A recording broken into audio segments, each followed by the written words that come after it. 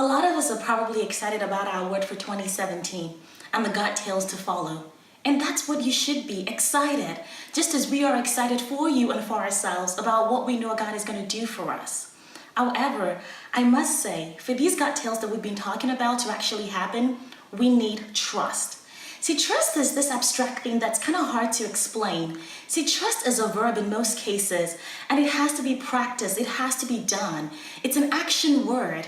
And so for us to really enjoy this God tales that we've been talking about, trust is a huge factor that must come into play.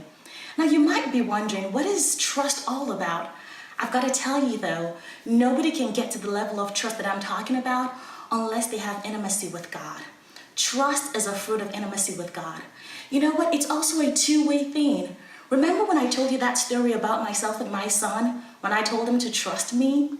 And because he did, he was delightfully surprised. He got more than what he expected.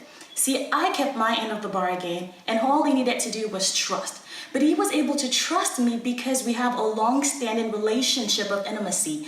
I can trust my mom to do what she has promised. But then, if you cannot just trust a person that you don't know, and that's why I'm stressing what I call intimacy with God. So for you to better understand this whole idea of intimacy with God so it doesn't become abstract to you, let's look at the life of one person that I love to talk about. And that person is none other than David. See, the more you get to know me, the more you realize that I kind of like the life of David. See, as we all know, David was one of those recognized kings in Israel, probably one of the best kings they ever had. And he was anointed by God at a very young age. If you guys remember, he was almost looked over. When Samuel the priest came over to their house, they almost forgot about David. I think David didn't really count for much in his house. He probably wasn't all that. He wasn't enough of all that. He wasn't old enough, big enough to really be one of those that God would consider to anoint as king. But anyways, God doesn't choose the way we do. So God chose David. But you're probably wondering, okay, she wants to talk to me about intimacy with God. But what about the life of David? I'm going to pick a God tale that we all know about, David and Goliath. Now, if you're wondering how in the world she's going to talk about intimacy with God through David and Goliath, then I think you've got something coming in for you.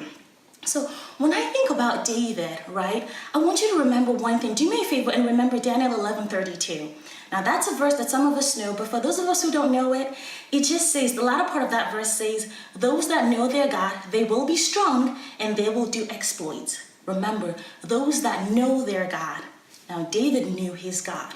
I'm not talking about the God of Jacob, the God of Abraham, the God of Isaac, the God of Joseph, the God of Jesse, his dad. David knew his own God. David was a young lad who had experienced God. He had met with God in the countryside, in the wilderness, while he was watching his sheep. And that's exactly what David was about. So when it came time that his dad said, young lad, you have to take the supplies to your brothers on the battlefield, David obeyed and just went to the battlefield. And what did he see when he got there? There was a mean, angry, ugly-looking, hairy Philistine giant that had been torturing the Israelite army for 40 days. And David was rather surprised that the Israelite army had been shaking in their boots this whole time. And you know what? This Philistine guy, this weapon of mass destruction. Now, I don't know if he was hairy, but that's what I think. He was like their own weapon of mass destruction.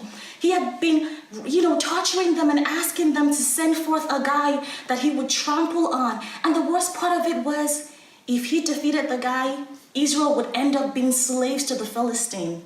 It did not look good for Israel on any side. But thank God for young David. You can call it young arrogance, pride, I don't know. I think David was just confident in his own God.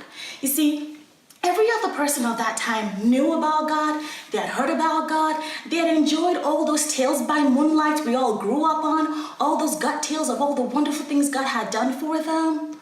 But they hadn't taken the time to have their own God tales. They didn't really know God the way David knew God. Are you following me? You see, David had spent so much time with God that he had gotten some experiences with God. I'm talking about knowing God, not just knowing about him. See, you can know about me, you can know my favorite color, you can know my favorite foods, or my favorite snacks. But see, it's really only my husband that knows all those different smiles and the different facial gestures that I have. He knows when a storm is brewing, and he knows when I'm excited, and he knows when I'm happy, which are two different things, by the way. He's had so many experiences of me and with me for the last up 10 years, fellowshipping with me, loving me. And that's exactly what David had with the Lord. Time with the Lord to have his own exploits. See, everybody else knew about God. They had heard about God. It was a distant God to them, but for David, it was his God. So when he got on the battleground and he saw this Philistine giant, he said, "Who is this uncircumcised Philistine that would defy the armies of the living God?" That was his way of assuring himself of who he was. This guy is an uncircumcised guy. He doesn't have a covenant like we do. We are God's people. And guys, we are the army of the living God. And you know the funny thing? What do you think when you come on the scene and somebody is, demeaning your wife, talking badly about your wife? The inner warrior in you stands up and you want to defeat your girl, right? That's exactly how David felt. Nobody's going to stand and talk about my God like that. No way, no sir. That's exactly what was going on here. Because David loved his God. He wanted to protect the honor of God. I'm not saying God needs you to protect his honor, but you kind of get the gist, right? So all I'm really trying to explain to you here is that there was a difference between experiencing God like David had done and just knowing about God. See, David had killed a bear with his own bare hands. He had killed a lion with his own bare hands when they were trying to attack his sheep. And then he said to King Saul, "This Philistine giant is not going to be any different. If my God was with me and he delivered the bear and the lion into my hands, he's going to deliver this Philistine giant into my hands too." So that's exactly what I'm trying to point out to you today. That we need to get to that place where we just don't know of God or know about God, but we know who God is intimately. The same way that there is a knowing that is kept aside for a husband to know about his wife.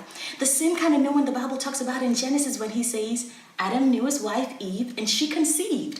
That kind of knowing is reserved just for the husband. The same way you can know about me, read about me, look at me, watch me, hear me. But there is a knowing that is reserved for just my hubby. He's a lucky guy, right? But you know what? You're probably wondering, how can I get to know God like you're talking about? How can I get to experience God like you're talking about? Remember when I said David had been in the wilderness, in the countryside? He'd probably spend days or nights on his own with just the sheep.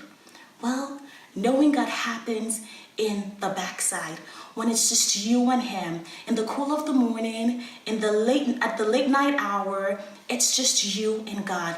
Knowing God happens behind closed doors without anybody else there.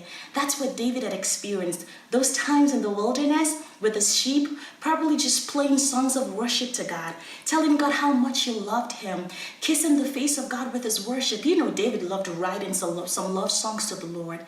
So knowing God happens away from the watching eyes of everybody else. Remember when a husband knows his wife? We don't know when it happens, but then all we know is she conceives and then we see the bump growing. That's what I'm talking about. Women, you probably can relate to this when I say, summer bodies are built during the winter. Yeah, under all those layers of clothes, we sweat it out, we kind of stay away from all the junk food, and then all of a sudden in the summer, we're transformed, right? Away from the watching eyes of the world. So you're probably gonna say, how do I know God? So very quickly, let me give you 3 tips. You ready? Number 1, time. I cannot overestimate time, and I cannot underestimate how important time is. You don't get to know somebody you're trying to fall in love with or trying to get married to without spending time with God. Number 2, carve out quality time. It might sound repetitive, but it's the same thing. You've got to make out time for God. If you want to know him, you've got to make out intentional time for him. You might have to wake up a tad bit earlier. Remember, knowing God happens in the cool of the morning. You might have to forget about that Mediterranean chicken salad that you want to have for lunch. Put your sneakers on and just go walking alone with the Lord. Hey, that's time. You might have to forget about that nightcap, with some nice minced green herbal tea, with some nice cookies, watching your primetime show.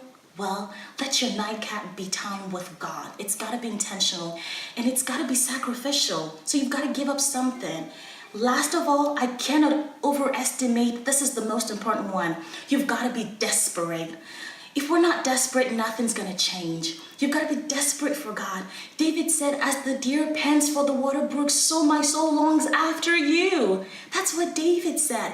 David is the same person that said, in the morning, you're going to hear me. At night, you're going to hear me. It's like saying, God, when I'm driving to work, you're going to hear my voice. When I'm running in a battle faint on the treadmill, you're going to hear my voice. When I'm boxing the air with my Billy Blanks video, you're going to hear me. You see, time with God has to be done out of desperation. So those are my points for you. And I pray that you are going to get into a deeper walk with the Lord this year. I know those gut tails are going to come. But like I said, intimacy with God is necessary for those gut tails to come.